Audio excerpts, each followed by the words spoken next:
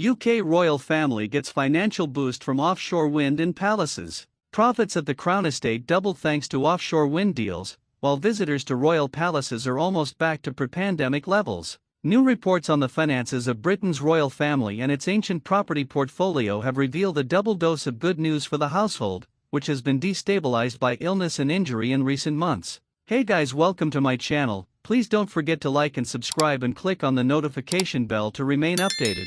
Profits from the Crown Estate, which oversees the royal family's massive land and property holdings, jumped to £1.1 billion, about $1.4 billion, from £442.6 million in the previous year, according to the estate's annual report, mainly thanks to deals involving the leasing of seabed sites to offshore wind producers. As a result, the money the royal family receives from the government known as the Sovereign Grant will rise to £132 million in 2025 to 2026, up from £86.3 million in recent years. For centuries, net profits from the Crown Estate have been passed to the government, in return for a fixed yearly payment to fund the royal family and its duties. Since 2012, this payment has taken the form of the Sovereign Grant, which is calculated as a percentage of the estate's profits. King Charles previously requested that the anticipated surge in profits from the wind power deals be used for the wider public good. As a result, the previous government agreed to reduce the sovereign grant to 12% of net profits from this year onward, down from 25%. If the grant had remained at 25%, the king would have received £275 million instead of £132 million, a huge rise that could have jeopardized the royal family's popularity at a time when much of Britain is still mired in a cost-of-living crisis. The chief executive of the Crown Estate, Dan Labad, wrote in the annual report that the profit boost was short-term in nature, adding that over the coming years revenue and valuation will normalize. A separate report on the funding of the monarchy published by the royal household on the same day said that the number of visitors to Buckingham Palace and Windsor Castle returned to almost pre-COVID levels in the year to April 2024. That helped drive a rise in another source of royal income to £19.8 million, about double what it was in the previous year. But the document also underlined the ongoing costs of a 10-year project to refurbish and repair Buckingham Palace, along with work to upgrade Windsor Castle. One project to replace water pumps and tanks at Windsor cost £465,000 in the year, contributing to a total so far of £10.59 million.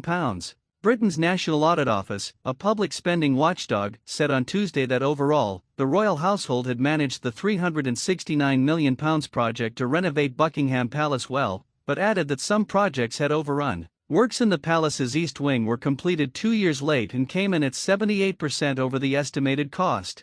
That was in part because of the pandemic and inflation, but also because more asbestos and structural damage had been found in the palace than expected. Those challenges, the watchdog said, could have been foreseen. The report published by the palace, an annual accounting of its operating expenses, details how the king spent the sovereign grant and how the family tries to meet its objectives, through public engagements, charity visits, and events.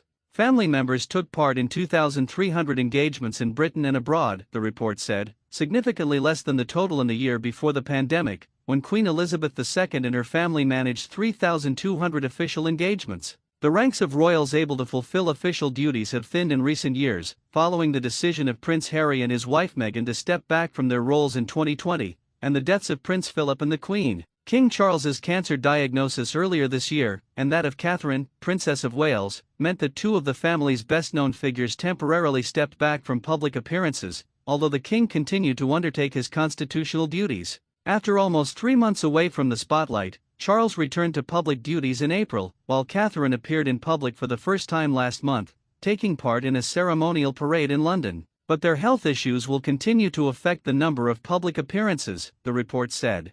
Following the announcement about the health of His Majesty and the Princess of Wales, there will be fewer public engagements in total during the period of treatment and recovery, it said. The king undertook 464 official engagements in the year to April, ranging from receptions for foreign dignitaries to a visit to the set of the Eurovision Song Contest in Liverpool. Among the plethora of detail contained in the report was the number of messages the king and the princess received by mail wishing them well following their health announcements, 27,620. Buckingham Palace is also making progress on its goals to recruit a more diverse workforce. The palace said 11.4% of its employees were from ethnic minorities, though that was still short of its objective of 14% by 2025. The mean gender pay gap has decreased from 4.2% to 2.2%, the document said. Thanks for watching. Please don't forget to like this video and drop comments, and most importantly don't forget to subscribe and hit the notification bell so you don't miss anything.